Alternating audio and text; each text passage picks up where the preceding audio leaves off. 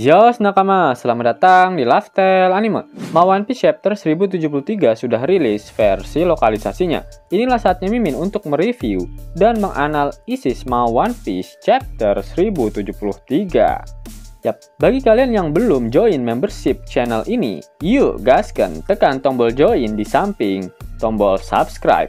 Kalian akan mendapatkan badge dari para tante uhui ini dan stiker-stiker menarik pastinya yang bisa kalian gunakan untuk flexing-flexing di kolom komentar. One Piece Chapter 1073 mendapatkan judul Miss Buckingham Stacy, sosok yang kalian lebih mengenalnya dengan nama Miss Buckin, yang ternyata salah satu mantan anggota bajak laut Rocks. One Piece kembali melanjutkan cover story mengenai keluarga Germo Double Six, di mana masih memperlihatkan flashback dari organisasi Mets. Vegapunk mendapatkan hadiah Nobel setelah berhasil menciptakan bubuk Mishyu yang bisa menghasilkan bunga saat ditembakkan. Caesar, Queen, dan Judge melihat Vegapunk dengan tatapan sinis. One Piece Chapter 1073 diawali dengan memperlihatkan area pertempuran yang sedang terjadi di Lab Phase. Lucci berteriak memanggil Kaku yang saat ini telah berubah menjadi lemas setelah sebelumnya mendapatkan gigitan nakal dari Tante Stacy. Sambil menatap ke arah Stacy yang saat ini sedang membersihkan bekas darah milik Kaku yang ada di mulutnya, Lucci berkata jika dia tak mempercayai semua ini. Mungkin Lucci mendapatkan apa yang disebut dengan karma, karena 2 tahun lalu dia mengkhianati Iceberg, dan kali ini giliran Lucci yang dikhianati oleh partner kerjanya sendiri. Rob Lucci langsung menyerang Stacy menggunakan teknik Shigan. Lucci bertanya apakah dia harus membunuh Stacy terlebih dahulu, meskipun Stacy tak akan menerima perbuatannya itu. Namun Stacy ternyata menggunakan teknik Kamie Unbroken Heart yang membuat Lucci hanya menyerang cloningannya saja. Stacy mengeluarkan lipstick miliknya dan langsung menempelkannya di leher milik Rob Lucci. Stacy pun berkata jika Lucci memanglah sangat liar. Ternyata lipstick itu bukanlah lipstick biasa, karena Lucci menyadari jika ada batu laut di ujungnya. Stacy lalu membuka mulutnya yang bertaring dengan lebar. Stacy berhasil menggigit leher Lucci. Lucci terlihat mengerang keenakan. Kesakitan. "Jancok!" teriak Lucci. Lucy sadar akan kekuatan dari Lucci dan Kaku. Itulah mengapa dia tak menyerang mereka secara barbar. "Tolong maafkan aku," ucap Stacy.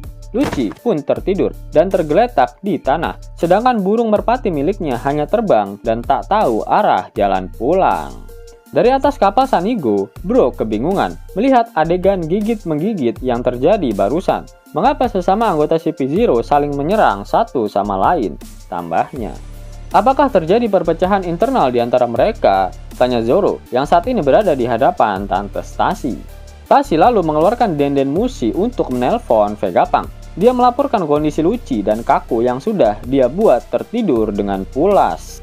Di dalam laboratorium, Pythagora sangat senang ketika mendengar Stacy yang akhirnya melakukan pergerakan. Selain itu, Pythagora sedang menjaga York yang sedang berhibernasi, karena saat ini laboratorium sedang diserang oleh para Seraphim. Usopp kebingungan melihat apa yang terjadi pada agen CP0. Begitu juga dengan Nami yang kaget karena Rob Lucci saat ini sudah berhasil dikalahkan. Taka kemudian menjelaskan semuanya. Dia juga sempat terkejut karena sudah 20 tahun berlalu. Ternyata Stacy masih berada di pihak mereka. Robin lalu bertanya apakah Vegapunk telah merencanakan untuk mengirimkan mata-mata dan bergabung di dalam pasukan intelijen milik pemerintah dunia. Dia tak bermaksud melakukannya, namun begitulah yang terjadi, jawab Sokka. Namun Stacy kembali melaporkan jika dia dan Rob Lucci memiliki tingkat otoritas yang sama dalam memerintahkan para Seraphim, sehingga dia tak bisa mengganti apa yang sebelumnya diperintahkan Lucci pada mereka. Para Seraphim masih terus menembakkan laser beam dengan tujuan untuk menghancurkan laboratorium. Edison berkata pada Stacy jika semua hal yang dia lakukan sudah cukup dan saat ini dia sedang menuju ke area pertempuran. Zoro dan Brook berlari menuju ke arah para Seraphim. Zoro berkata pada Brook mereka harus menghentikan anak-anak nakal itu. Jika tidak, maka anggota krunya yang lain akan dihancurkan bersama laboratoriumnya. Brook menyetujui ide dari Zoro. Namun Brook mencoba memastikan pada Zoro apakah wajah anak-anak itu tak asing baginya. Ya, terutama yang satu itu, jawab Zoro, sembari menunjuk salah satu Seraphim yang sepertinya adalah S-Hawk. Kemudian diperlihatkan Lilith dan Edison yang sudah hampir keluar dari laboratorium. Lilith kesal karena perbuatan para Seraphim telah membuat labnya menjadi berantakan. Namun Edison berkata jika hal itu telah membuat mereka berdua lebih mudah keluar dari laboratorium. Lilith akhirnya keluar dari lab. Dia langsung berteriak, "Hei kalian, para Seraphim!" Sebelum Lilith berhasil memerintahkan mereka, S-Hawk telah mengayunkan pedangnya ke arah Lilith. Namun serangan S-Hawk berhasil ditahan oleh Zoro menggunakan kedua pedangnya. Melihat Zoro yang berhasil menahan serangannya, S-Hawk terlihat panik. Sambil tersenyum, Zoro berkata saat melihat S-Hawk dari dekat. Zoro sadar jika S-Hawk memiliki sedikit sifat manusia. Apakah Zoro sedang membandingkan S-Hawk dengan Mihawk yang asli? Jika benar, itu artinya Mihawk sangatlah berdarah dingin. Sampai-sampai Zoro tahu jika Mihawk yang asli tak akan mengeluarkan ekspresi seperti S-Hawk saat bertarung. Akhirnya S-Hawk dan Zoro pun saling beradu mekanik. Di sisi lain, Lilith masih terlihat syok setelah hampir ditebas oleh S-Hawk. Oleh karena itu, kali ini Edison yang mencoba untuk menghentikan para Seraphim. "Seraphim, berhenti bertarung!" Namun sebelum Edison selesai berbicara, S-Hawk telah bersiap menembakkan laser beam padanya. "Sekarang juga!" teriak Edison. Akan tetapi laser beam meledak tepat di hadapannya, berbarengan dengan Edison yang menyelesaikan perintahnya pada para Seraphim. Melihat hal itu, Lilith ketakutan dan berpikir Edison telah hancur, terkena laser beam dari S-Hawk. Namun ternyata Sanji berhasil menyelamatkan Edison.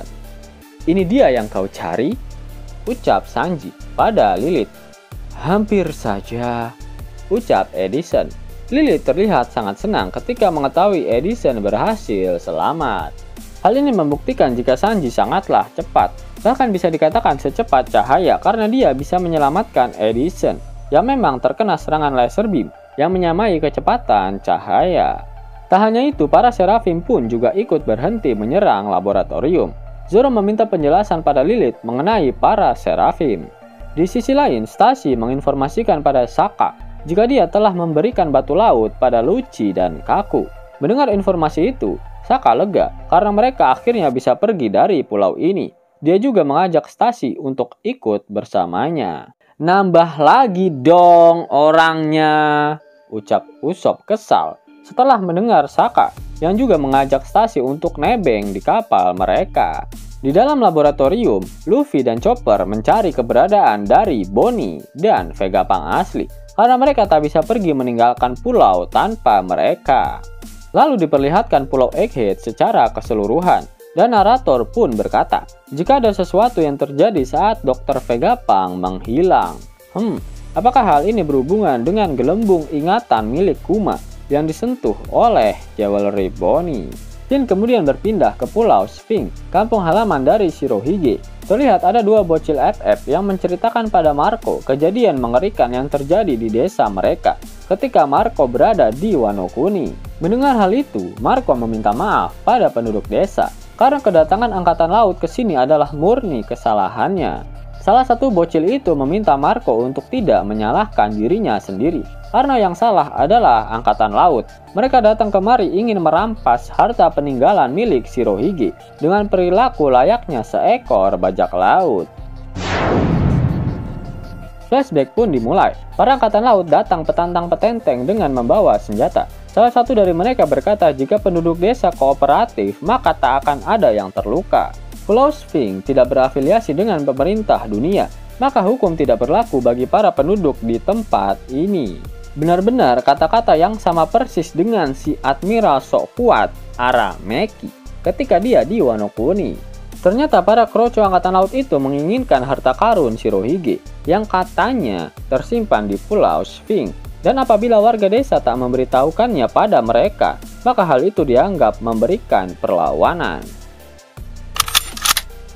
Kemudian salah satu angkatan laut menodongkan senapannya ke salah satu bocil yang membuatnya langsung menangis. Kakak dari bocil itu yang juga masih bocil berkata, jika dia tak mengerti apa yang dicari oleh angkatan laut, dan memintanya untuk menyingkirkan senapannya dari wajah adiknya. Salah satu nenek tua di sana bertanya apakah pemerintah dunia tak memberikan pelajaran PPKN pada para angkatan laut ini karena perilaku mereka sama saja seperti binatang. Melihat nenek sok jagoan itu membuat angkatan laut murka. Dia meminta anggotanya untuk menyeret nenek itu dan dia bersiap membidikan senapannya ke arah nenek tua tersebut. Namun tiba-tiba muncul sosok Edward Weevil yang menghajar angkatan laut sok kuat itu yang ternyata bernama Kapten Rattle. Para kroco angkatan laut panik melihat Weevil. Mereka mengira dia sudah ditangkap oleh pasukan yang dikirimkan untuk mengepungnya setelah pembubaran si Cibukai. Mereka mencoba menelpon unit pasukan tersebut dan tidak mendapatkan jawaban apapun, sehingga mereka menyimpulkan jika unit pasukan tersebut sudah dikalahkan oleh Weevil.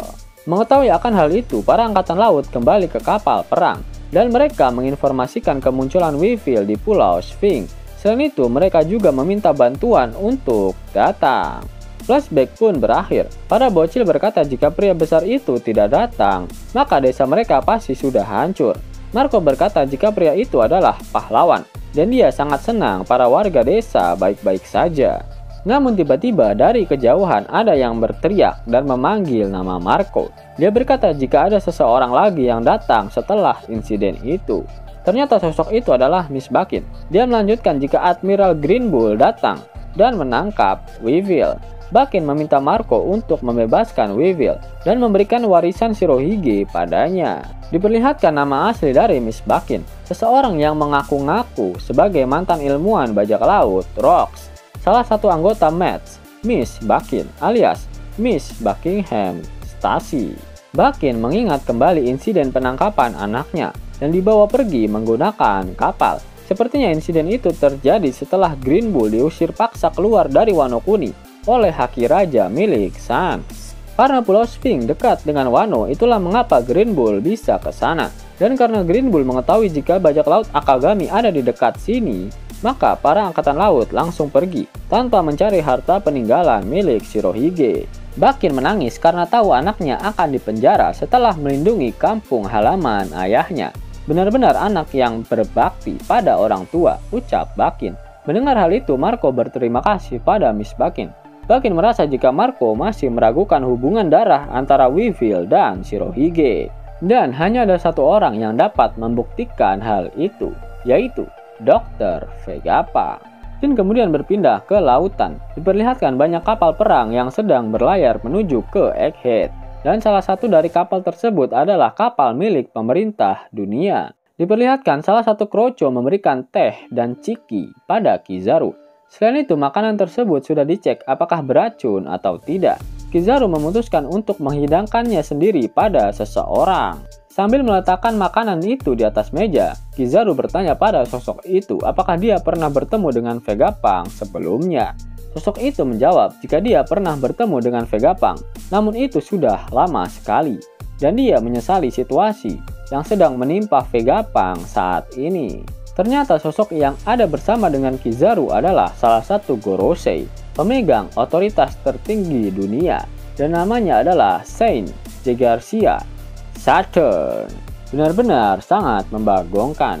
Akhirnya salah satu Gorosei turun tangan langsung untuk menyelesaikan masalah di Pulau Egghead. Salah satu misinya pasti untuk mengamankan para Seraphim agar tidak jatuh ke tangan Dr. Vegapunk.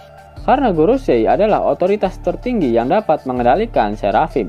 Namun salah satu dari Gorosei harus berada di dekat Seraphim untuk memerintahkan mereka. Ternyata nama Gorosei ini ada embel-embel planetnya. Kita sudah ketahui jika 3 senjata kuno juga berhubungan dengan planet, yaitu Uranus, Poseidon yang berhubungan dengan planet Neptunus, dan Pluton yang berhubungan dengan planet Pluto. Nah, apakah Gorosei dan Im sama merepresentasikan ke-6 planet sisanya? Mimin akan bahas mengenai Saturn terlebih dahulu. Kita ketahui jika nama-nama planet diambil dari nama-nama dewa di mitologi Yunani dan Romawi. Nah, Saturn sendiri diambil dari nama dewa Kronos yang merupakan dewa pengendali waktu. Nah, akan sangat epik jika ternyata Saint Jegarcia Saturn adalah pemilik buah iblis pengendali waktu. dan akan membuktikan jika para Gorosei bukanlah kaleng-kaleng. Yos nakama, itulah video review plus analisis untuk One Piece chapter 1073. Jika nakama menyukai video ini, jangan lupa klik like, share, dan subscribe channel ini ya, agar nakama semua tak ketinggalan info menarik seputar One Piece. Arigato.